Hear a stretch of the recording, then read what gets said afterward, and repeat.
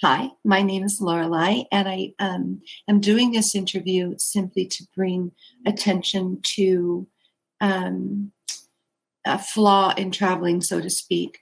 If you're going to travel, please be safe and do what you have to do. But when you arrive at your destination, check out the shuttle buses to the car rental agencies before getting on to make sure that they're safe. That was not my experience, and it scared me. So please be careful.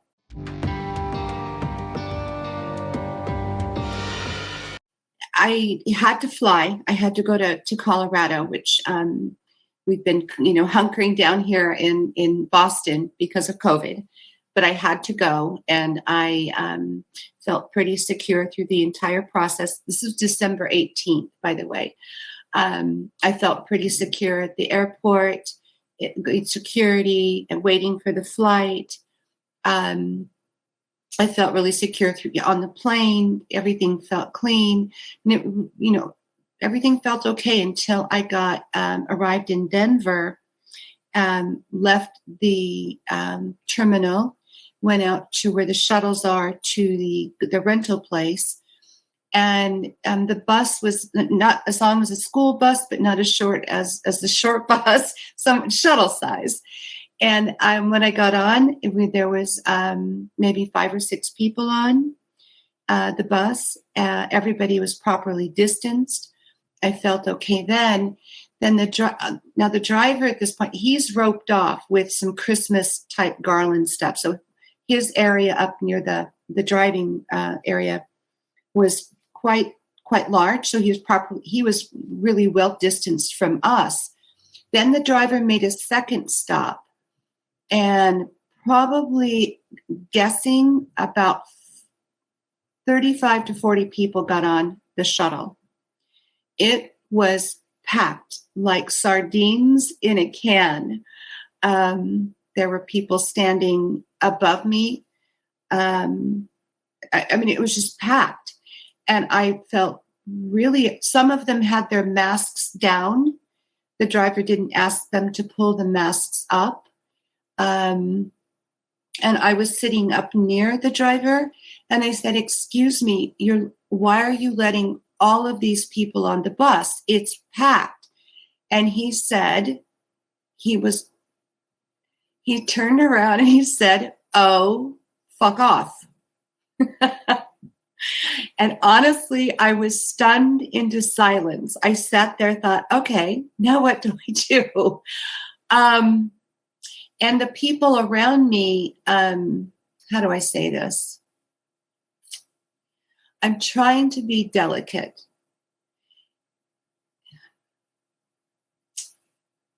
They didn't have a problem with crowding in. They were not older people. They were not in suits.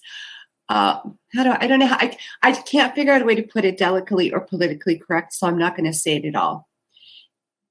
Except that they were not concerned about their safety. I'm going to leave it at that. And I went to take my phone. They were joking with the driver at this point. I was quiet. They were trying.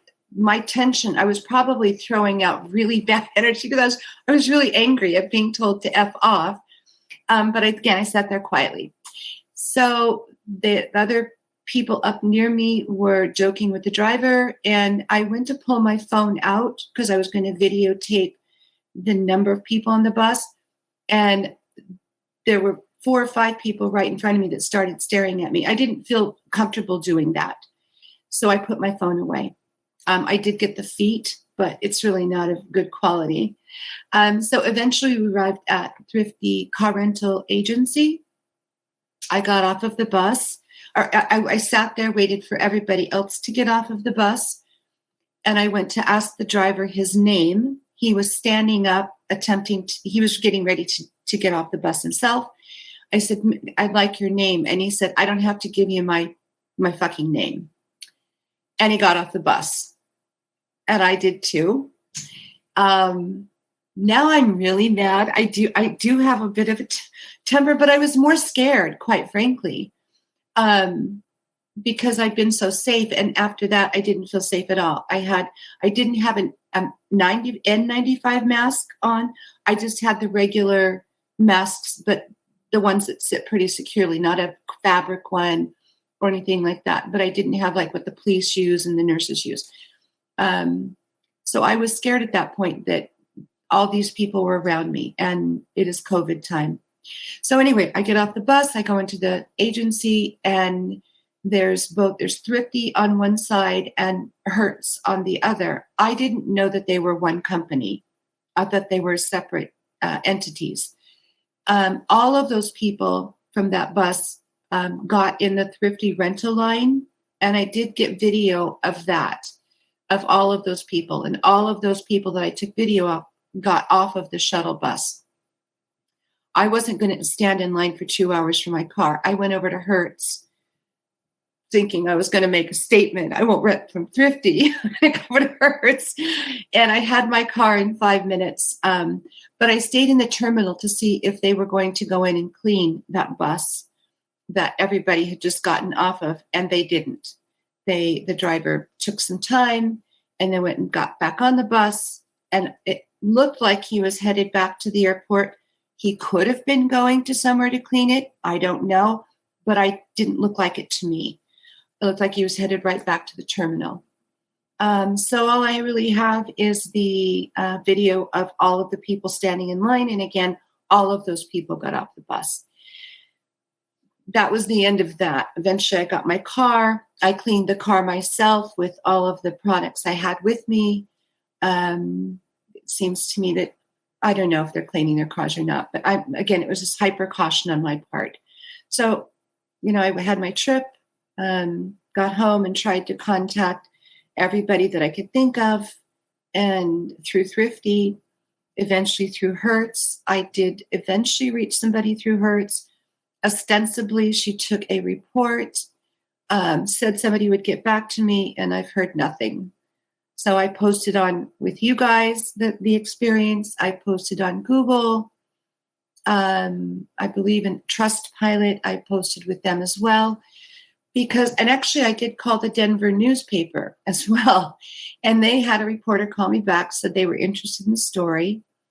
Because my question is Denver Airport doing it this way, or are all of the airports doing it this way?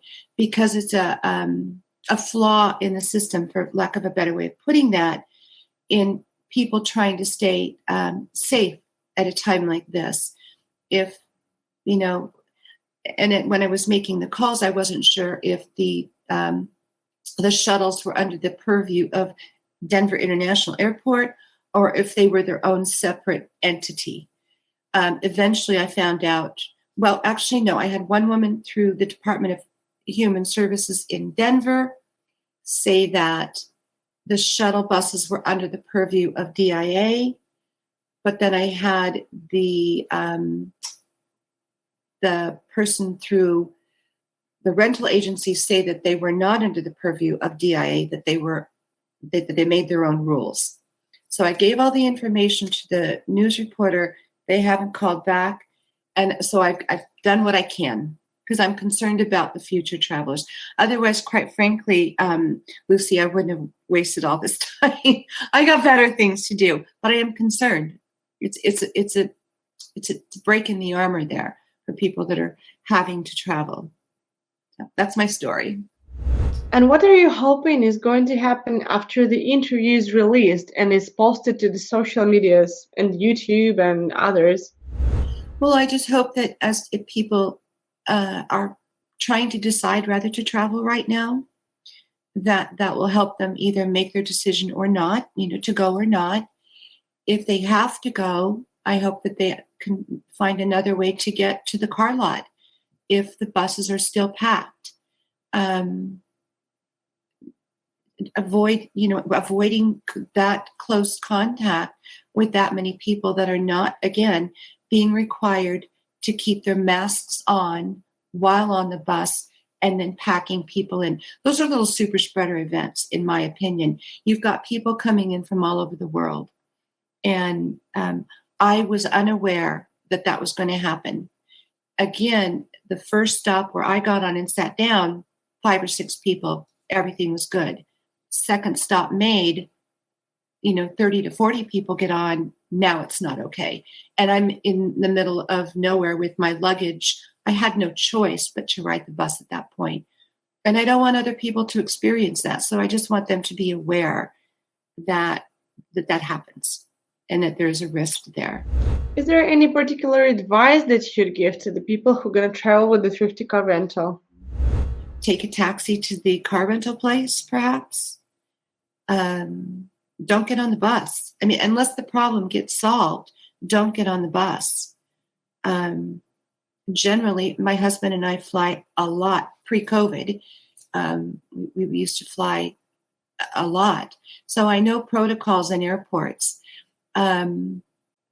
It's a flaw in the system. That's what I can say. Again, in the airport, they have the chairs marked off where you can't sit on them so that people distance, waiting in line for a food or beverage, or in the, little shops for water, whatever, they have it marked for distancing.